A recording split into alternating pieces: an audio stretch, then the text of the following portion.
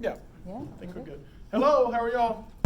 Good. So I talk a little funny, all right? Y'all can hear that, right? I'm not from New Jersey or New York, so I might have some y'alls and some this and some that. All right? Anybody at the veterans event we did up north? You were there, right? Yeah.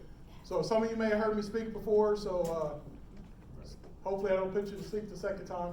But basically today we're going to talk about something that you may find difficult to listen to. I want you to know that I've come to peace with it.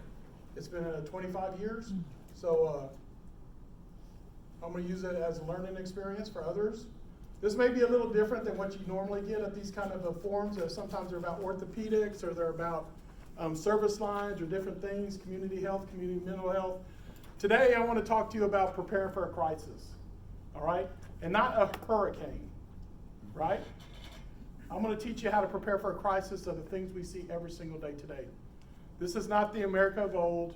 This is not the 1970s, 1980s, 90s when I grew up. All right, people are mean today. People are very mean, they're very violent, and they don't care about us. And so I'm going to give you a few tips to try to keep yourself safe whenever you go out into the public, okay? You all good? Yeah. I like to have fun. I'm a little loud. I like to make jokes. So I want you to have a good time, all right? Yes. So I went back to Oklahoma after I got my doctorate degree, and I went back to see my family, and my dad said, so you're a doctor now, huh? And I said, yeah. And he goes, well, I've been having this problem with my elbow, and I don't really want to go to to my doctor, so I was wondering if you could look at it. I said, I'm not that kind of doctor. And my dad said, is there any other kind? I said, yeah, so I had to educate him on what an academic doctorate is, right? All right, let's roll. April 19th, 1995, Oklahoma City. Raise your hand if you've heard of the Murrah Federal Building bombing, or put them down for a second. If you were alive during the Murrah building, raise your hand. If you weren't alive in 1995, raise your hand. Just one? I should have a prize. All right, April 19th, 1995, Oklahoma City. Would someone mind pulling that door? I'm kind of loud and I might distract somebody out there. Sorry about that. It was a beautiful day. I was getting my associate's degree, and it was my day off in the police department. I was a really new police officer. I'd been on the job for about a year and a half. Got cut loose about a year, a year before this incident occurred. I was attending class at Oklahoma State University in Oklahoma City, which is 2 miles from downtown Oklahoma City up on a hill by the fairgrounds. My wife worked downtown at the federal courthouse, which is directly across the street from the Murrah building. My sister and my mom worked at the IRS building, which was about 3 to 4 blocks away. My 2 nephews, my sister's kids, Edie Smith's kids, they were in the daycare in the building. My daughter, who was also very young, probably 6 months old, was on the waiting list to get in with her cousins into the same daycare, and she was next on the list the day of the bombing. So she was at another daycare, but she was the next one that was going to get in to this particular daycare center.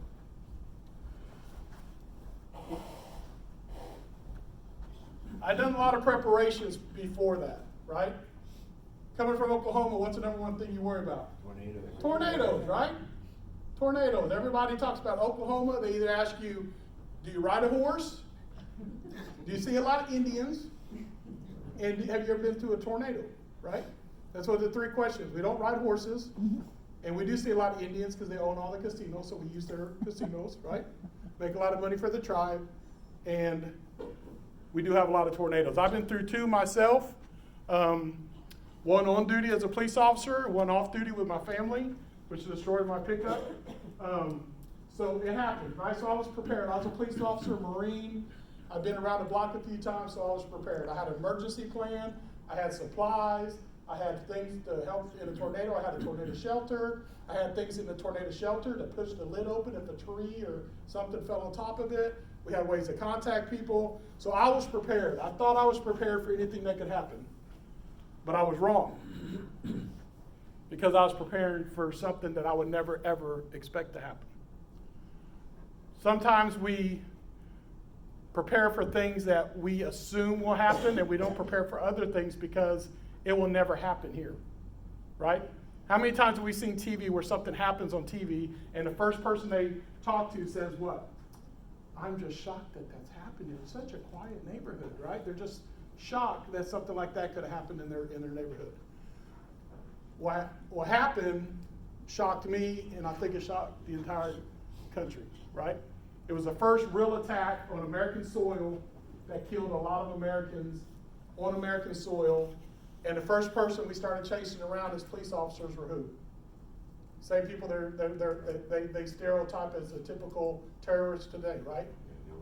And they were wrong. We stopped, I didn't because I was taken out of service, but my partner stopped multiple cars with people from an Arabic background, and it turned out it was one of our own. One of our own, born and raised right here, born in Michigan, in the Army, and it was one of ours that we were looking for. 9:02 a.m., everything happened. I'm sitting at the university, going to class, getting my associate's degree. All of a sudden, I feel a huge rumble rock the building. This is called a drop ceiling. It dropped. All the ceiling tile came down. The entire building shook. We didn't know what was going on, but we knew it was some type of explosion. So we all ran outside, and we looked across to the east of Oklahoma City, and we saw a huge mushroom cloud rising across the city. But from where we were at, it appeared that was coming from an industrial area that was by the fairgrounds. So they have a hill, then they have the Oklahoma City Fairgrounds, an industrial area, and then downtown is beyond that. So we assumed there was some kind of industrial accident, right? So we went back in, I went back to class. We went ahead and went with class. I mean, they didn't even cancel class at this point. A buddy of mine who went to school and he was in a different class come up and started banging on my window of the class. So I went out in the hallway and he said, "Have you seen the news? Have you seen the news?" I said, "No, what's going on?" He's like, "They just bombed the courthouse. They just bombed the courthouse." My wife worked in the courthouse. So I'm like, "What?" So I ran down to the cafeteria and the TVs were all on and kids were standing around watching them. And I looked up and I saw my mom. This is Kathy Sanders, and that's Edie Smith. Some of you that were around the bombing back in the 90s may remember the redheaded young lady who lost 2 blonde-headed boys. She was on the news a lot. She was on America's Most Wanted. She was on 2020. She was on a lot of media coverage of my sister, and you may recognize her as we go through the slides. So a little background on this is I grew up in Oklahoma City. That industrial area I told you about, there's a poor neighborhood in there called the Flats. All right, and that's where a lot of, back then, Caucasian, really poor Caucasian families lived. And that's where I lived. So I had a lot of experience in Oklahoma City. And when I was 11 years old, a gentleman came to my house in a red pickup truck, and a little redheaded girl, this one right here, and he knocked on the door. I was laying on the ground watching TV. The door opened. My mom said, "That's him." So I looked around. I'm like, "That's who? Me?" He came in. He said, "Hi, my name is Richard Koss. I own a boys' home. You're coming to live with me." Right? So they snatched me up, put me in the truck. We drove out to the country about an hour. And when we got there's a really big house with a swimming pool, nice cars in the driveway, and I'm thinking, this might not be too bad after all. Got a swimming pool, got food, got some nice cars. So the little redheaded girl jumped out, and I went to jump out after her, and he snagged me by my shirt, he pulled me in, he said, "This isn't where you live." So then he drove me back and took me to what we call the bunkhouse, turned the lights on, 40 kids sat up in their beds, and he threw me in there, and that's how I first met this family. About 15, 16 years old, they moved me into their house, which we call the main house, and they adopted me, and I became their son. So when I say family, I don't mean we're blood relatives. What I mean is they raised me. They're my family. These 2 young men right here are Chase and Colton Smith. This is my sister's oldest son, Chase. And this is the youngest one, Colton. The TV coverage, I saw my mom, I saw my sister. I didn't see anything about the two boys. I didn't see my wife, and I didn't see anything about my daughter. So at this point, I'm panicking. I'm worried, I'm upset. I wouldn't expect this to happen. Right? You send your kids, you drop them off at daycare, you expect they'll be dead when you pick them up? Who expects that? Nobody. Maybe today, you would grow to expect it, but back then this was unheard of. Right? It was unheard of.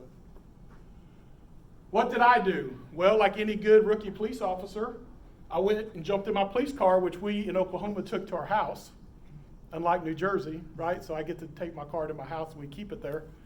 So I had the police car there with me. I jumped in it, turned my lights and sirens on, and took off for downtown Oklahoma City. While I was going down there, I spoke to my wife on the phone. She said, I'm okay. I'm at the courthouse. They evacuated us. I'm at the street corner. Come pick me up and drop me off somewhere where I can get a ride home. So that's what I did. I showed up. I picked her up, took her a few blocks away, dropped her off, and then I went on to the scene of the bombing. I verified my daughter was okay because she wasn't in that daycare yet. She was on the waiting list. She was the next one to go.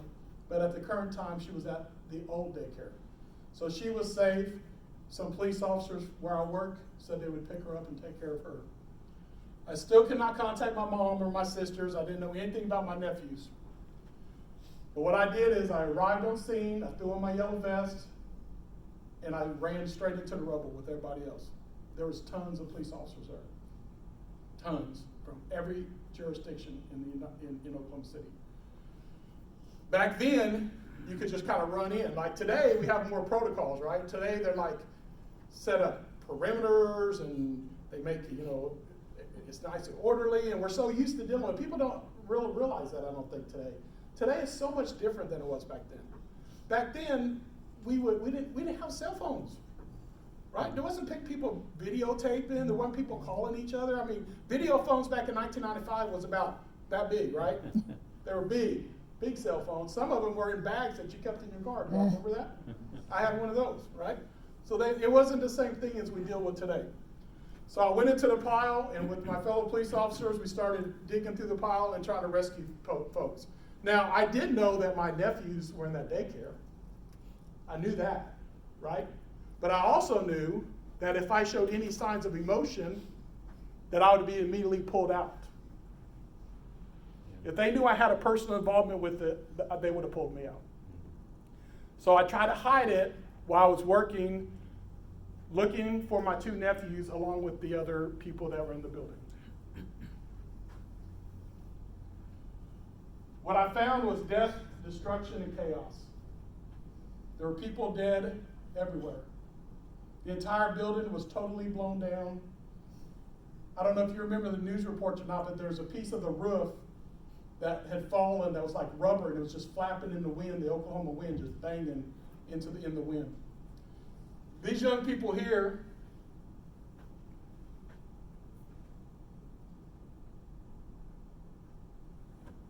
they were laying on a bench behind the building. A bench about this big. Where people would take their smoke breaks, where people would hang out, visit, whatever. So when I went to the back of the building, I said, do we have any young victims? And he said, yeah, they're all laid out over there. The trooper did. So I went over there, and every one of these kids were laid out right next to each other, including one of mine. One of mine was also there, Colton, the youngest one. I found my two nephews that day laying motionless, like it says. One was on the bench, and one was in, let's just say he was in the custody of the coroner. Let's just say that. All right, so he was being preserved.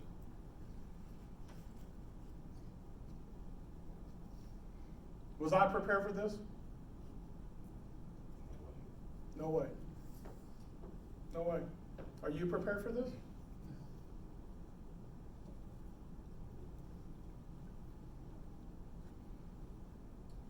How did the day end? Well, obviously I have to find my mother and my sister. This is my sister. That was her husband. My mother's also back right here.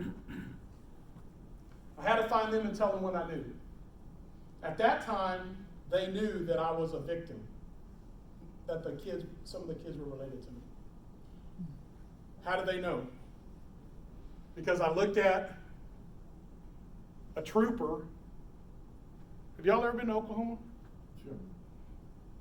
New Jersey troopers are tough, but Oklahoma troopers are a whole nother ballgame, right? Very, very serious gentlemen. Very well trained, great guys, very serious. And I said, do you mind if I reach down and give my nephew a kiss goodbye?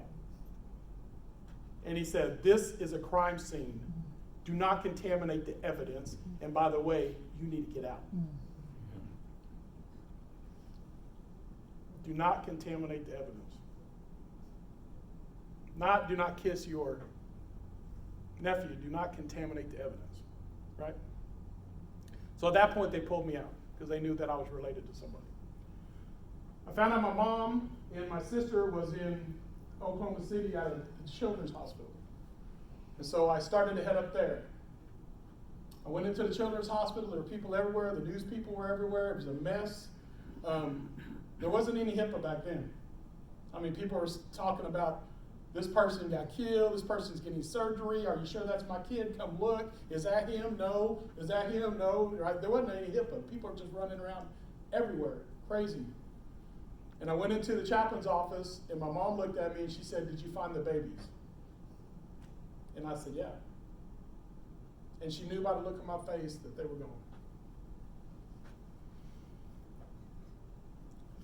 So I then went in to see my sister, and I thought about how you tell your sister that her kids are dead. Not one kid, it's two.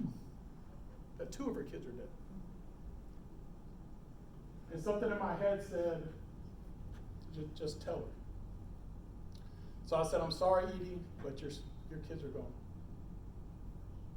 And she said, are you sure? And I said, I saw them with my own eyes.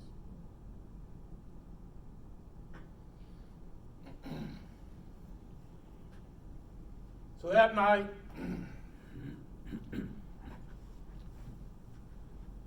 I drove my mom and my sister home in their car that still had 2 empty car seats in the back where they took the kids into daycare.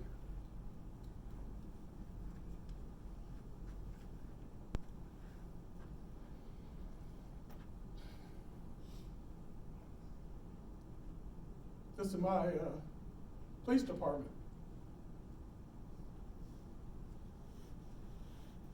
They escorted the boys because they loved the police.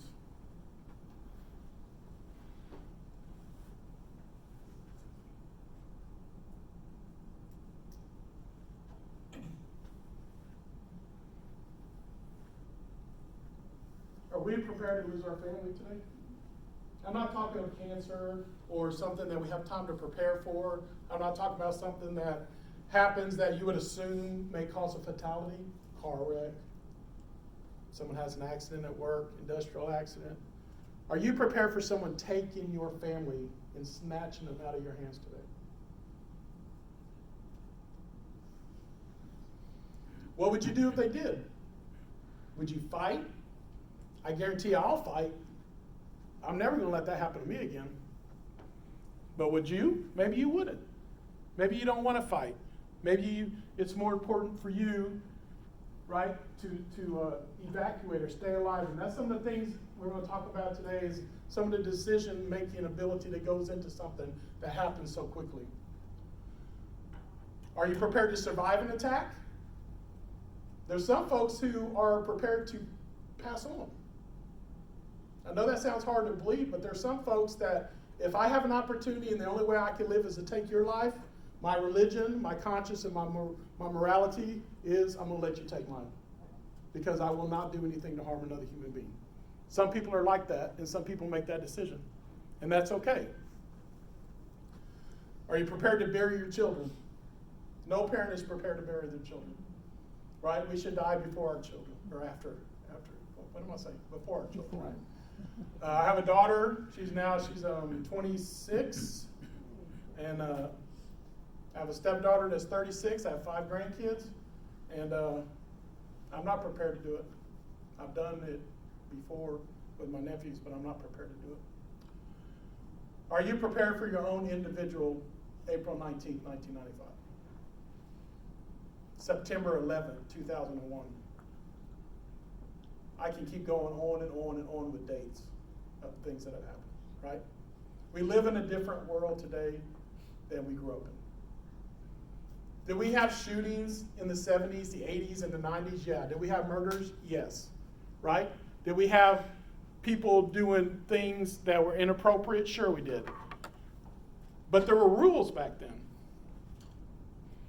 There were rules back then, right? Gang member would sell drugs and run for me. I would chase him. If I caught him, he would comply. If he got away, I wouldn't beat him up the next time I saw him, right? We had rules. They don't have that today, right? Today they just hurt people just to hurt them. That's why a lot of people say, well, when someone ever comes to me and they get in my face and start being mean to me, I'm going to de-escalate them. Okay.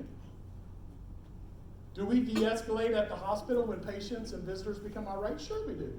But when do we do it? We do it as they're escalating, right? So if their temper is going up and their violence of action is going up, we try to interject and be nice to bring it down. It's kind of like a balancing act, right? But if you walk into the middle of it, or someone comes right up to you and they are already up here, you can't de-escalate that. You either have to meet it or run. You can't go up to them and say, sir, I know your mom raised you right. I have kids at home. I just want you to just leave me alone, sir. They won't. They're holding you hostage and it's not really up there, then maybe that would work, right? But if someone comes up and does something to you, it's not going to work, all right? You need to be prepared for anything and everything. So what I'm going to talk to you today is about sectoring and mindset in an event. And I don't want you to think that I came to this presentation and all this guy talked about was fighting people who try. I'm not saying that. What I'm saying is no matter how old we are, where we come from, our background, our religion, whatever, you can put yourself in a proper mindset to protect yourself and still not violate anything that's going on. Am I talking about someone shooting you in the mall every single day? No. But I guarantee you, we all go to churches, synagogues, schools, right? I'm a professor. How many shootings have we had at schools? How many shootings have we had at synagogues? Churches, federal buildings. It may never happen, but if it does happen, what will you do? How will you react? That's what's important. So I live by this rule. They taught it to me in the Marines. Marines live by it. Military people live by it. Police officers live by it. Green, yellow, red. All right? A person in green has no idea about what's going on around him. That's not possible. Go to New York City. Go to New York City and tell me how many people you see their eyes while you're walking down Fifth Avenue. Their eyes. Because you won't see them. What are they doing?